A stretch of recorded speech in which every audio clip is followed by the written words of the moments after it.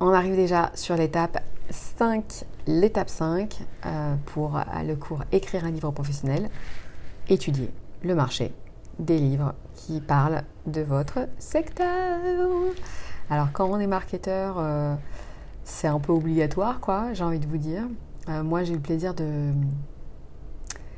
de rencontrer Monsieur Pierre Cardin.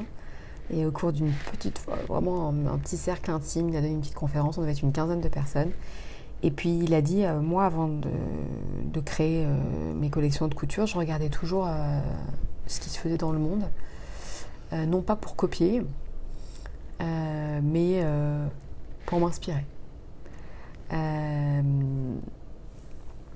Non pas pour copier, mais voir ce qui était déjà fait. Voilà. Et là, c'est des choses qui sont très importantes parce que ce que vous voulez, c'est vraiment apporter une valeur ajoutée, quelque chose d'unique. Vous voulez laisser votre trace aussi, vous voulez aussi prendre confiance. Et cette étude de marché, ce benchmark, ça va vous permettre de faire exactement ça. Alors ça peut faire peur, ça peut nous donner l'impression que ça nous coupe l'herbe sous le pied, qu'on va plus forcément avoir d'envie d'écrire, mais alors moi je pense pas.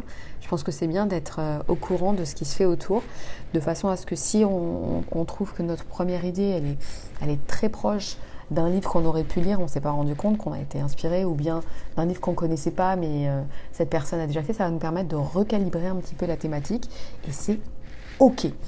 Donc moi ce que je ferais, c'est que je ferais enfin d'ailleurs c'est ce que j'ai fait, hein, voilà, c'est que une fois que je suis dans mon secteur, j'ai une idée de ce que je veux publier, je vais aller chercher une liste, enfin des livres qui peuvent se rapprocher de mon secteur et des auteurs. Je vais étudier ces livres, je vais étudier leur contenu, leur table des matières, le texte aussi, leur titre, leur couverture. Je vais voir qui les a publiés, c'est quelle maison d'édition, le nombre de pages, le prix public suggéré, les commentaires, le nombre de commentaires et ce que disent les commentaires sur Amazon, par exemple, ou sur la Fnac, voilà, mais je pense que Amazon, ça reste quand même, voilà. La date aussi de publication, et je vais rentrer tout ça sur un Excel avec des colonnes, quoi. Enfin, voilà, donc ça veut dire le titre du livre, la date de publication, l'auteur, est-ce que l'auteur il a publié plusieurs livres déjà ou pas, lesquels, comment je trouve le contenu du livre, est-ce que ça me parle, c'est combien de pages, enfin voilà, le nombre de commentaires sur Amazon, la note aussi des commentaires, qu'est-ce qui se dit, des choses qui m'ont parlé sur ces commentaires-là. Et puis, je rajouterai aussi des colonnes en disant, une colonne, c'est qu'est-ce que mon livre apporte qu'il n'y a pas dans ce livre-là. Voilà.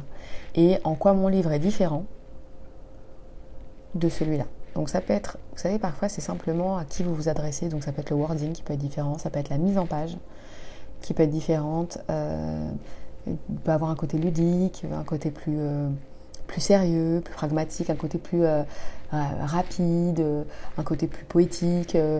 Ça aussi, ça compte énormément, hein, parce que et ça me parle énormément, c'est que vous pouvez avoir la même chose à dire, deux personnes, mais en fait, la manière dont on va le dire, ça va toucher un groupe ou un autre groupe.